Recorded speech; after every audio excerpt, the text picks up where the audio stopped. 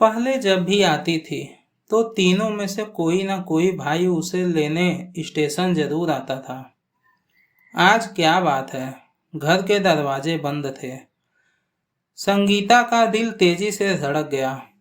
किसी अनहोनी की आशंका से घिरी हुई वह घर के अंदर दाखिल हुई।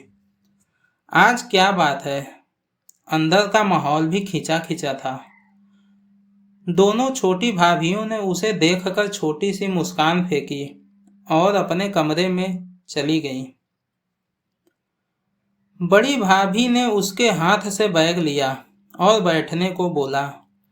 भाभी क्या बात है, क्या हुआ है सबको? पहले तो घर के आंगन से आप तीनों के हंसी की आवाज गुजा करती थी और आज दोनों भाभी मुझे देखकर भी मिलने नहीं आई। यहाँ तक कि मुझे लेने भी कोई नहीं आया। कुछ नहीं संगीता, तू अभी थक कर आई है। जा, माँ पापा तेरा इंतजार कर रहे हैं। बाद में बातें होती रहेंगी। बड़ी भाभी उससे उम्र में बहुत बड़ी थी। वह उन्हें माँ की तरह प्यार करती थी और उनके स्वभाव से परिचित थी। कोई भी ऐसी बात जो कड़वी हो भाभी उससे नहीं बताएंगी।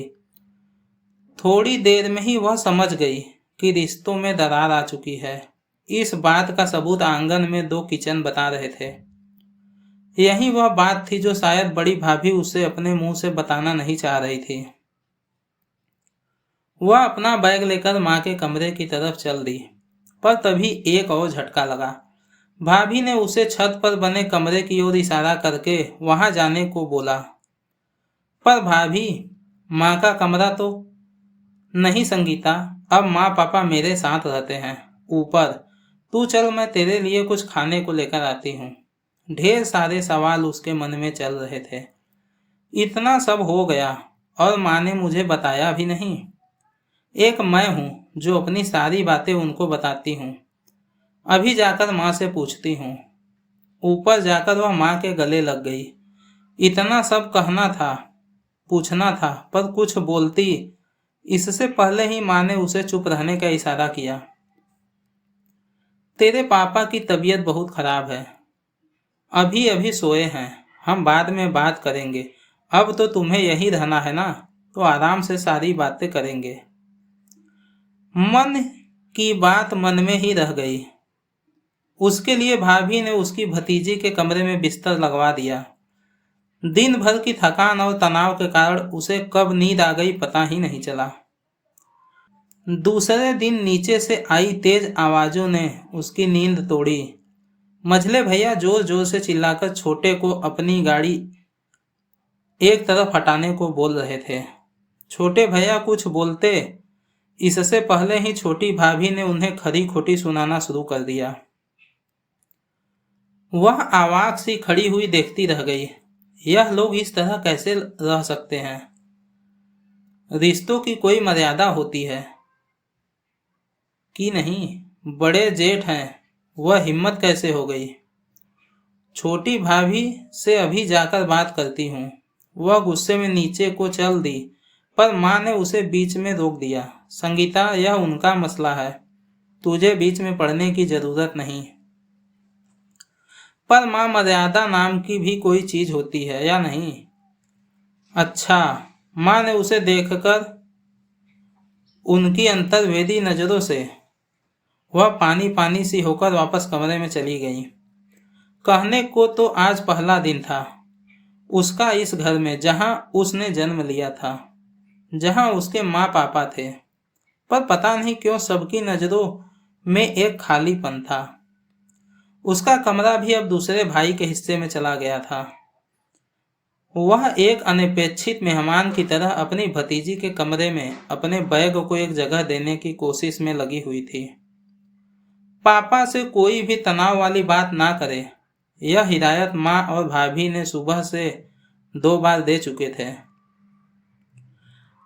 कहाँ तो उसने सोचा था कि पहुंचेगी तो तीनों भाई उसे सर आंखों पर ले लेंगे, और कहाँ यह सब देखने को मिल रहा है। बड़े भैया ने भी थोड़ी सी बातें की, जैसे मानो कि किसी को पड़ी ही नहीं उसकी और ना ही उसकी परेशानियों की। उसका सारा सोचा हुआ पानी में मिल गया। सब अपनी दिनचर्या में व्यस्त थे।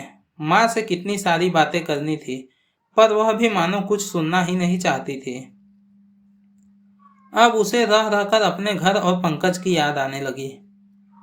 माँ, ये हवेली क्यों सज रही है? कल रास्ते में देखा। और बड़ी अम्मा कैसी हैं? माँ ने बताया, रमेश के बेटे की शादी है, उसी की तैयारी हो रही है, कल चलना है सबको।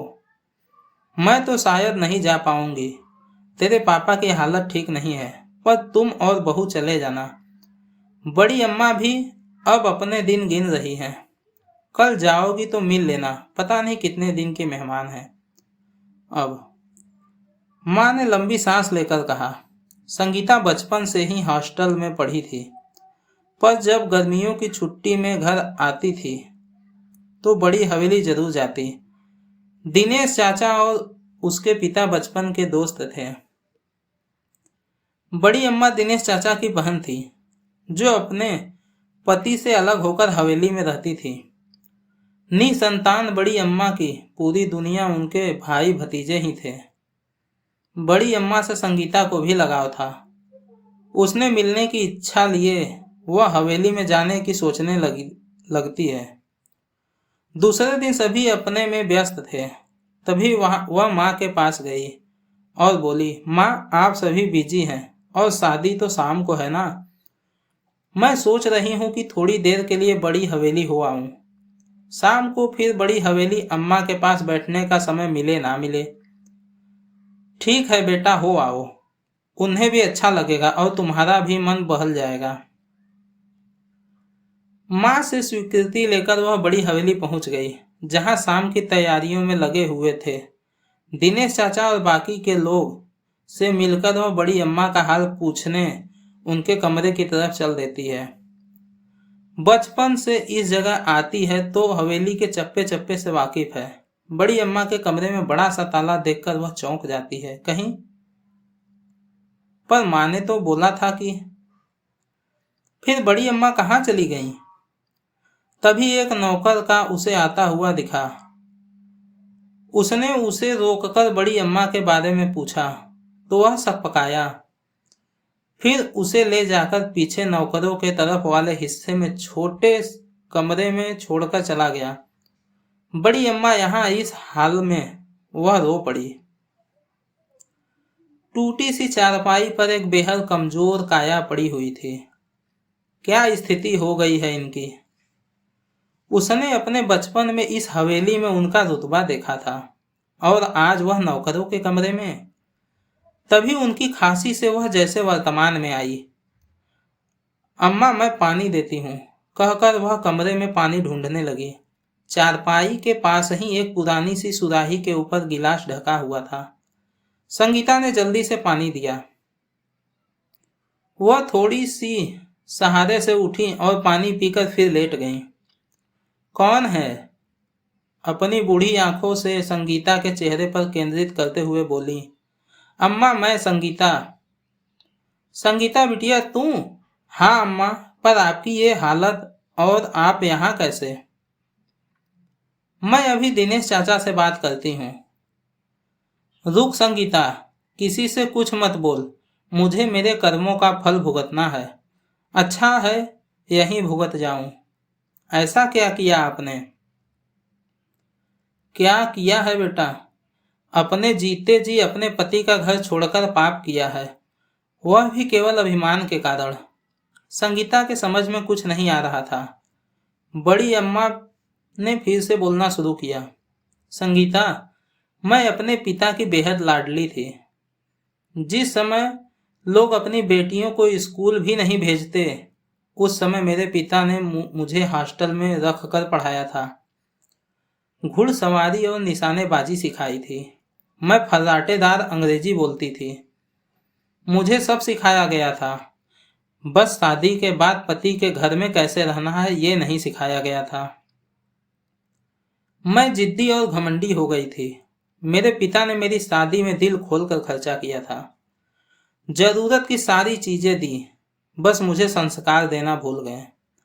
एक दिन मेरे ससुर जी ने मेरे कमरे में मेरी दीवार घड़ी, जो मुझे मेरे पिता ने विलायत से मंगवा कर दी थी, उठवा कर बैठक में लगवा दी। बस फिर क्या था, मैंने आओ देखा न ताओ। ये भी नहीं सोचा कि उस समय वहां कितने लोग मौजूद हैं। बाहर जाकर अपनी घड़ी उतार लाई और उनको सबके सामने भिखारी बोला। मेरे पति ने उनसे माफी मांगने को बोला, पर मैं अपने अभिमान में चूर थी। बहुत घमंड था अपने पिता की दौलत पर। झुकने से अच्छा उस घर को छोड़ना ज्यादा सही लगा मुझे। यहां चली आई हमेशा के लिए। पहले तो 1-2 बार उन लोगों के संदेश भी आए, फिर बाद में वह भी आना बंद हो गए। उन्होंने दूसरी शादी कर ली। आज अपने घर में होती तो नाती पोते वाली होती, मेरी इज्जत होती। जब तक मेरे पिता और भाइयों का चला, मेरी भी हवेली में चली। पर अब भतीजों का राज है। आजकल कोई अपने माँ बाप को ना पूछे मैं क्या चीज हूँ। जब से बीमार हुई यहाँ डाल दिया, कहते हैं बीमारी फैलेगी। बड़ी अम्मा फिर से खांसने लगी। संगीता सन्न रह गई थी, क्या बोलती। वापस घर आ गई। शाम को बेमन से शादी में शामिल हुई, पर अब मन कहीं और था। आगे क्या होने वाला था, इसके विषय में जानने के लिए कहानी को सुनते रहिए। इस कहानी के विषय में आपकी क्या राय है, हमें कमेंट करके जरूर बताएं। अगर कहानी आपको अच्छी लगी है तो कहानी को लाइक करें, अपने दोस्तों के साथ शेयर करें और अगर आप चैनल पर नए हैं तो हमारे चैनल को सब्सक्राइब करें। धन्यवाद दोस्तों।